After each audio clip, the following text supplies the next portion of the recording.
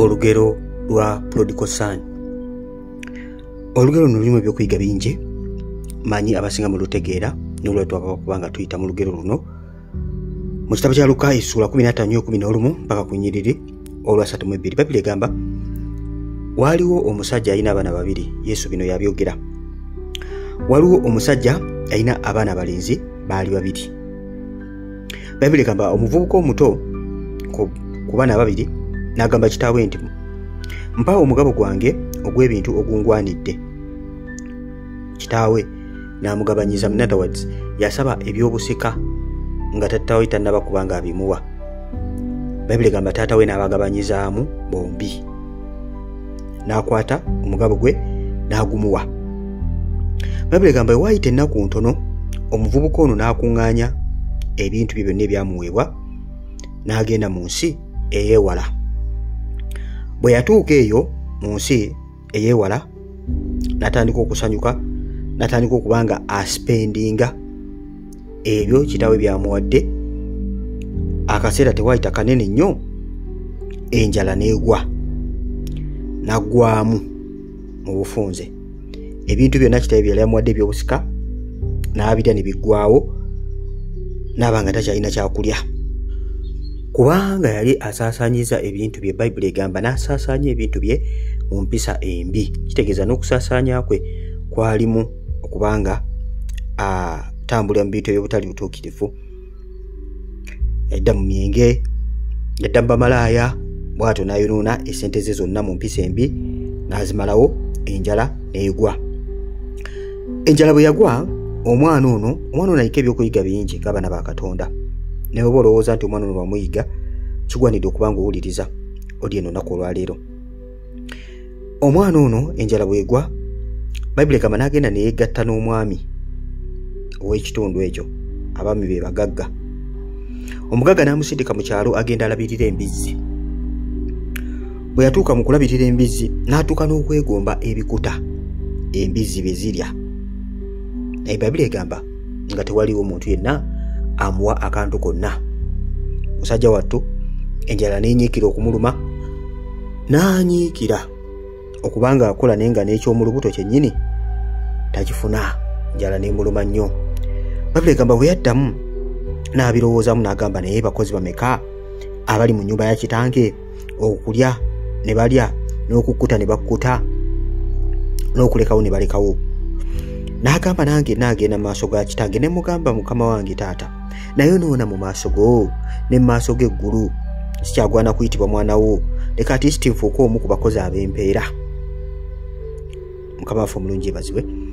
Bayibuli egamba n'agolokoka, n'asituka, n'atambula, n'agenda addeyo eri kitaawe. Yaleka nga akuŋŋaanyiza ebyobusika bye ng'abiridde byonna biweddewo. Bayibuli egamba kitaawe bwe yamulengera, kitaawe yamulengerera wala, n'amukwatibwa ekisa. Bwe yamulengera n'adduka emisinde kitaawe, n'amugwa mu kifuba, n'amunyweza nnyo, n'amunywegera. Omwana ono n'ayatula eri kitaawe n'amugamba taata, nasobya mu maaso g'eggulu ne mu maaso go, sikyagwanidde kuyitibwa mwana wo. Taata we n'amugamba togera bw'otyo. N'agamba abantu mugende mangu, n'agamba abaweereza be servants mugende mangu muleete olugoye olusinga zonna. N'amwambaza olugoye olusinga, n'amwambaza empeta ku ngalo, n'amwambaza engatto, n'abagamba batte ennyana eya ssava, n'abagamba basanyuke. Era bwe batyo ne batandika okusanyuka. N'abagamba kubanga omwana wange yali afudde, kaakano azuukidde. Yali azaaye naye kaakano azaawuse. Bayibuli egamba bwe batyo ne basanyuka. Embaga n'etandika. Ne bagenda nga basanyuka basaavansi bonna abaliwo kubanga omwana omuto eyali agenze kaakano akomyewo. Bayibuli egamba muganda we oli omulala eyasigala ewaka. Yali agenze mu field, yali agenze kubanga akola, agenda okukomayo waka. Yali akyalina wala n'awulira embuuto nga zivuga. N'agamba kiki bannange, mbaga kyate eyinza okubeera wano gye mbadde saategedde. N'ayita omu ku baddu n'ababuuza kiki ekigenda maaso wano. Amugamba munnange no muto akomyewo era taata wo alagidde bamusalire ennyana omuvubuka ono n'agenda nga musunguwavu n'agaana okuyingirayo.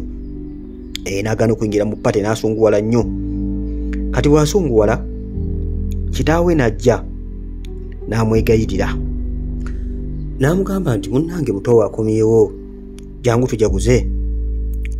Omuvubuka ono n'agamba kitaawe, nkuweereza mu bwesimbu ebbanga lino lyonna, naye laba nze tonzitiranga yadde ennyana okusanyukamu ne mikwano gyange, naye luno oluvubuka lwo olwagenda ne lunona ebintu byo ne lubirya ne bamalaaya n'abenzi, bwe lukomyewo laba oluttidde ennyana, laba muli mu kujaguza, muli mu kusanyuka. Kitaawe n'amugamba nti naye mwana wange, buli kye nnina kyonna kikyo. Jjukira oli omuvubuka ye yali atutte paati ye yonna. Bayibuli etugamba nti yali abagabanyizaamu, oli n'akwata ebibye n'atambula n'agenda. Kati ebyesigalawo biteeka okubanga byona omuvubuka, kozi ne bya kitaawe byalivingirako. Kitaawe n'amugamba munnange, byonna bye nnina bibyo. Naye ng'omuvubuka takola ki? Tawulira, kubanga ye yali afokasinga ku bintu okusinga muganda we. Taata we ng'amugamba munne jangu tujaguze muganda we, kubanga muganda we yali afudde, kaakano azuukidde. Yali azaaye, kaakano akoze ki? Azaawuse, tusanyuke. Naye ng'omuvubuka ye takola ki? Tafaayo. Olugero terukoma awo. Kiki kye tuyiga mu luno olugero? Okusookera ddala, luno olugero lwapulayinga eri abo abaali babaddeko mu nnyumba ya Katonda, nga wali mulokole ddala ddala, wali oyagala Mukama, naye nga botuufu kakati wagwa, nga botuufu wasisetuka wa backslide, nga waddayo emabega, wakwatamu ebibyo Mukama bye yali akuwadde n'oddayo eri abenzi, n'oddayo mu nsi, n'oddayo ne weetunda mu nkambi ya Sitaani. Mukama affe omulungi ebazibwe. Olugero luno lulaga nti Mukama Katonda asobola okuddamu n'akwerokaaminga. Bw'oneekuba mu mutima ng'omuvubuka ono Prodigal Son, yali akyali wala nnyo. Bwe yateesa mu mutima gwe n'agamba ndiddayo eri kitange, wano wendi si we nina okubeera. Naawe osobola okubeera ng'oliyo nga mutuufu olabira ddala awo woli si woolina okubeera. Njagala okutegeeza nti Mukama Katonda mwetegefu okubanga akwaniriza, okubanga okomawo mu bwakabaka bwe, okubanga okomawo ewaka. Omuvubuka ono taata we yamulengerera wala. Lwaki taata we yamulengerera wala? Kubanga taata ono amaaso gamulinga mu kkubo. Wadde omuvubuka yakwata ebintu bye n'abirya n'agenda, taata ye teyafa ku bintu. Taata ye Eva amaaso gamubeeranga mu kkubo ng'agamba perhaps omwana wange oba oli awo, Mukama alinkwatibwa ekisa, omwana wange ono alikomawo.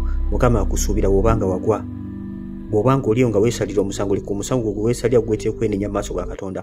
Omuvubuka ono yateesa okwenenya, ebigambo yali tanaba kubimalayo maaso ga kitaawe. Taata we nga yagambye dda baleete olugoye olusinga obulungi. Kitegeeza nti olunaku lwe wasalawo kubanga ova mu maaso ga Katonda weeyambula ekyambalo kye eky'obutuukirivu kyakuvaako.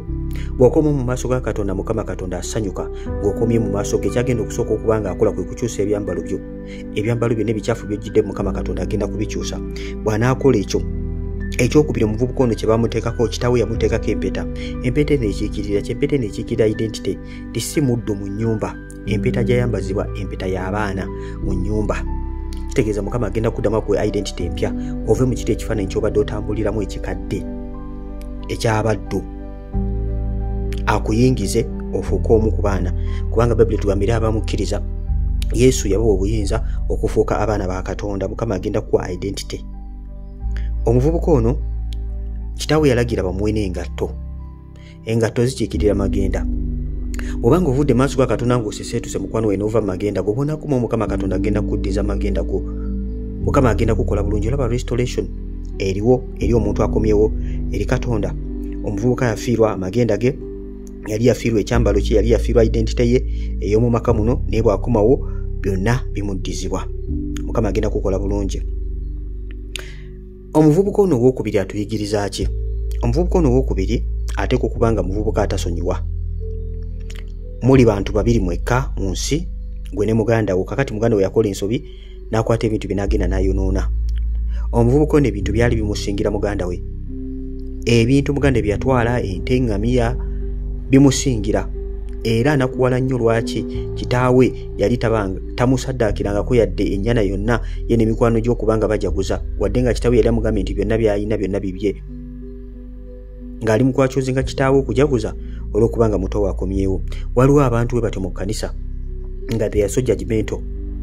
Omuntu agenda n'akola ensobi, oluusi agenda n'afuna olubuto, kati akomyewo n'olubuto mu kkanisa, gwe nodda mu kuwoza olubuto.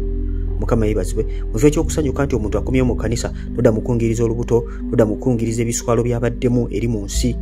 Kakati n'osanga ng'ate oluusi naffe ng'abaana ba Katonda tuzizaayo abantu mu nsi. Abalokole abatali accepting eri abantu abakomyewo mu kkanisa be bano, ng'ono omulenzi gw'owulidde anakuwalira muganda we ng'akomyewo n'okugaana okuba nga ajoyininga pate ey'okuba nga baselebratinga kitaawe gwe yali agamba nti yali afudde kakati azuukidde akomyewo. Ayi mikwano, Mukama Katonda asanyukira omuntu akomyewo mu bwakabaka bwe. Mukama Katonda asanyukira omuntu azze gy'ali. Naye ffe ng'abaana ba Katonda naffe kitugwanidde okubeera so welcoming. Tekitegeeza nti twetabe mu mize abalala gye bakola, naye nedda omuntu abanga akusazeewo okuba nga akomawo mu maaso ga Katonda, tubeere so accepting. Abantu abo tubaagale, abantu abo tubasanyukire, ate era tujaguze kubanga abantu abo babakomyewo mu nnyumba ya Katonda. Kikyoyize mu story eno eya Prodigal Son, kitubule mu comment section, tunaabanga tukuyigirako. Njaba nkola story zonna eziri mu Bible, engero za Mukama waffe Yesu zonna tujja kuba nga tuziyitamu lumu ku lumu nga bwe twongera okuba nga tuzikkaanya ne stories endala zonna eziri mu Bible. Ku screen eyo kuliko story y'abawala abataano, the 10 virgins. Gikooneko bw'oba ojja ku screen eyo kuona ku ka video akola ku screen eyo kekagenda okuba nga kaddako, the 10 virgins, abataano abasiru n'abataano abagezi. Ogenda kubanga oyiga bingi. Obanga ka video wakalaba ku side eya right side, wagenda kubeerayo ka video akalaga story ya Yona,